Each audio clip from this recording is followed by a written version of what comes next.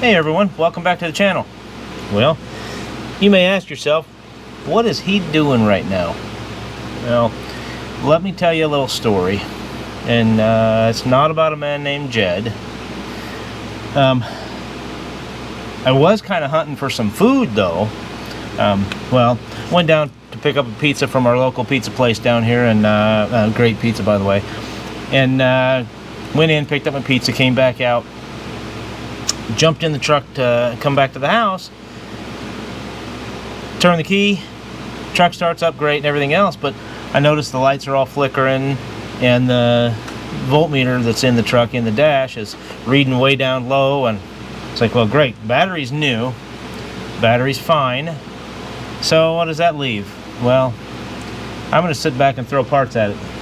Well, I'm going to throw an alternator at it anyway, and so I figured I would do a quick video. You guys come along, see how we change out an alternator on a 2008 GMC Sierra. If you're interested, if you've done it before, comment down below. Tell me how bad you thought the job was. But to be totally honest right now, it doesn't look like that difficult of a task, and hopefully it'll go pretty smoothly. But I've already said that out loud, so yeah, buckle up.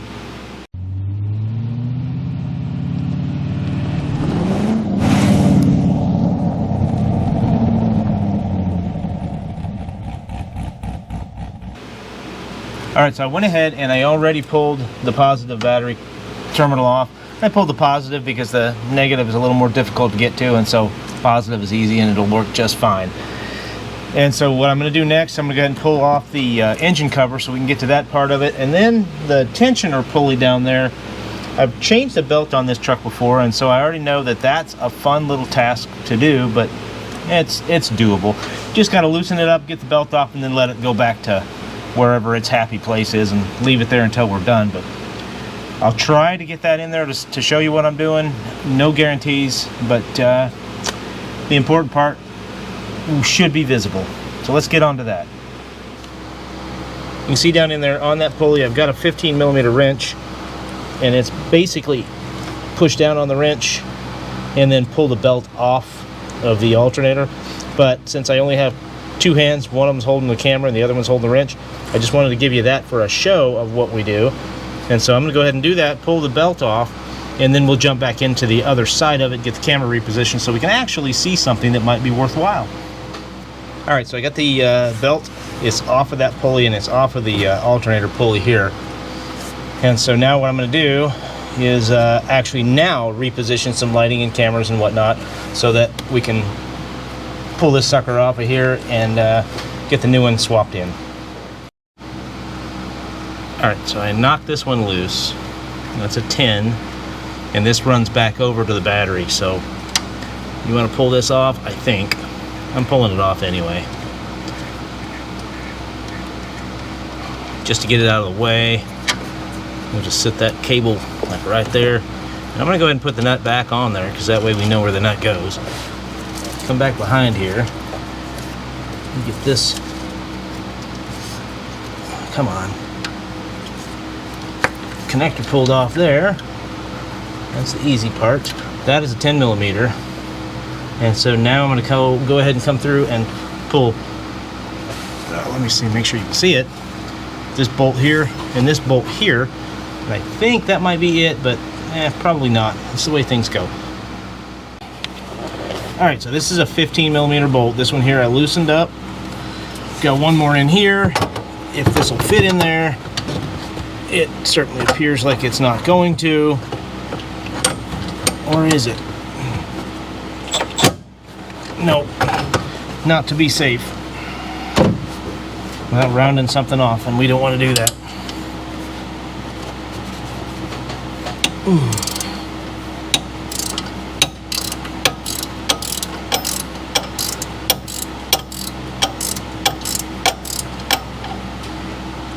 Sure be nice if I could get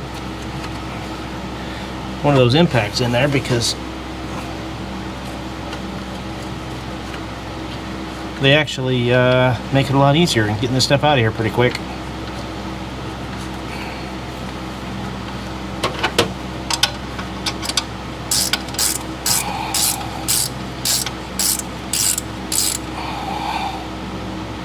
These are those gear wrenches.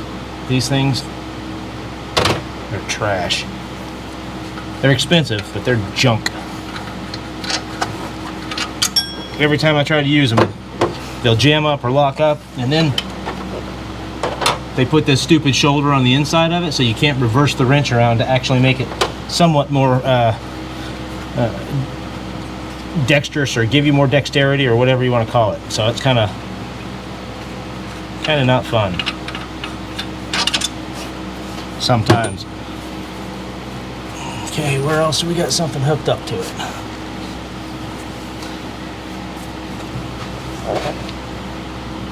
I'm going to use a rubber mallet just to be safe.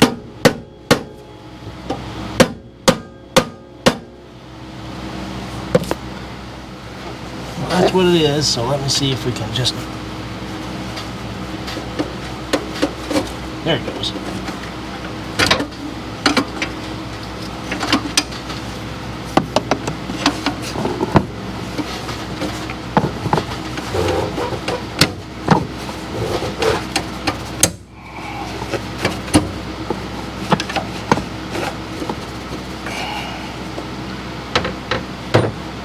Let's see here.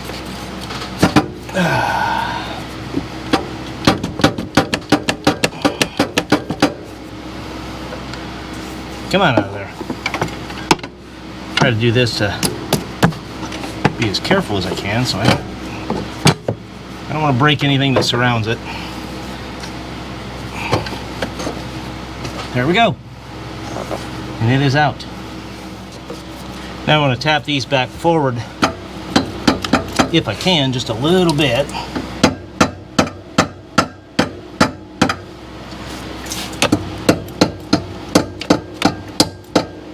And I'm just doing that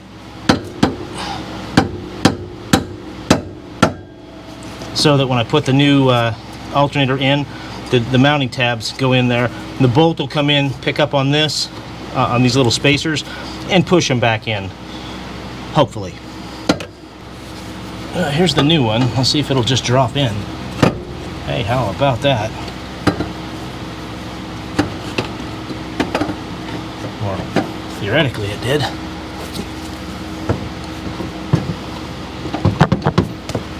I think I'm going to try to get the inside one to seat. There we go. First.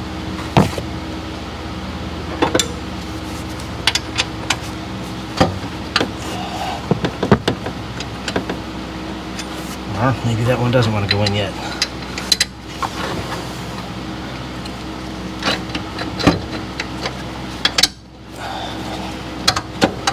There's one.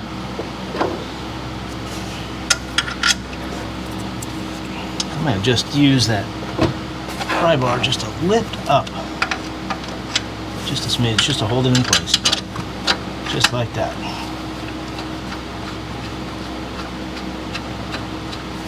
The difference with this one is the mounting tab is to the back, or it's on the back side, and this one, this clip goes here.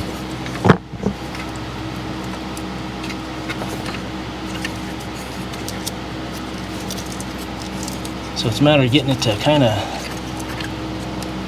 there you go, string in there like so. And grab the nut off the, oh, that's got a nut on it.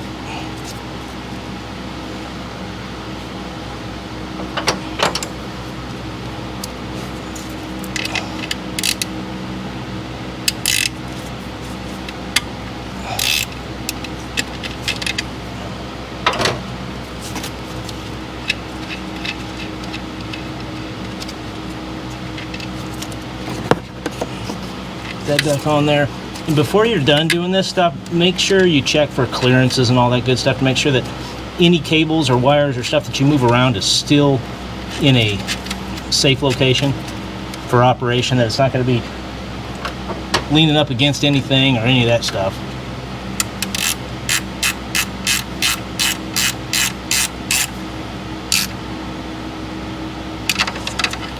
Okay. Get this boot back in place. cover that up and protect it all, like so. That clip is in.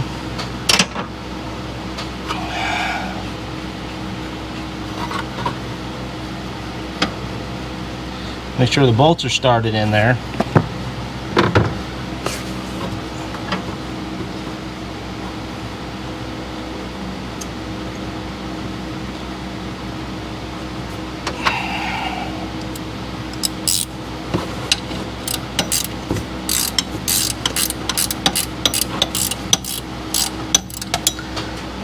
I don't like doing it that way.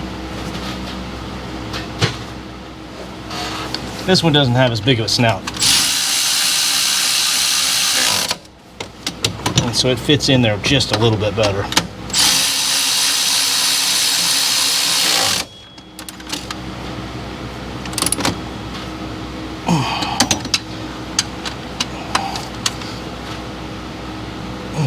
That's tight enough, I believe.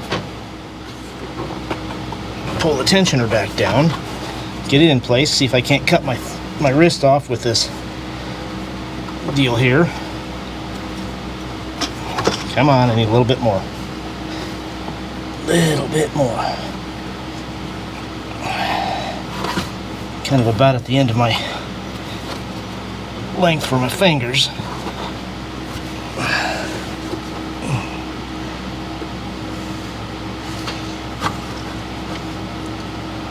Yep. And the front edge of this fan shroud is really pretty sharp. There we go. Maybe that'll work. Maybe I got fingers that I can use there. Come on. There we go. Get that back on there. Right, tensioner, bolt, and now I'm going to grab the flashlight and I want to go all the way around and make sure that that belt is back on all of its pulleys the way it's supposed to be and is seated how it's supposed to be.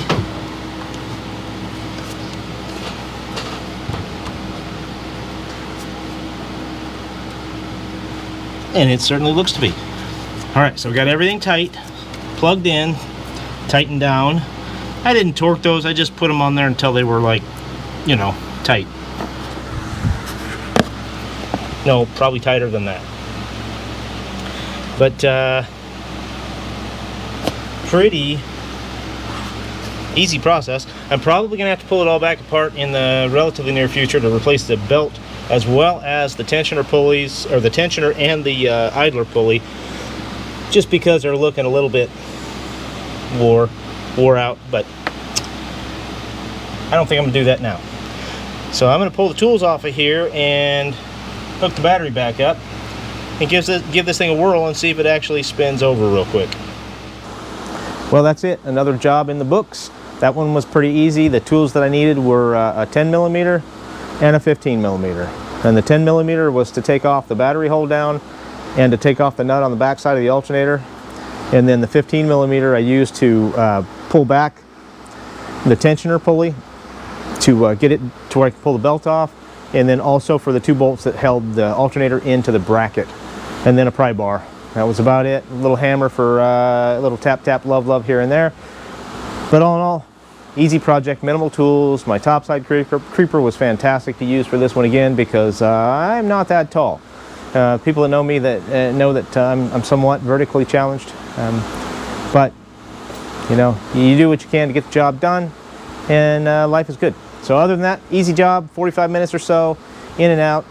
The alternator I bought from AutoZone. I think all in, I'm at right around 200 bucks. I got to take the old one back. That's a $40 core charge, and then some time.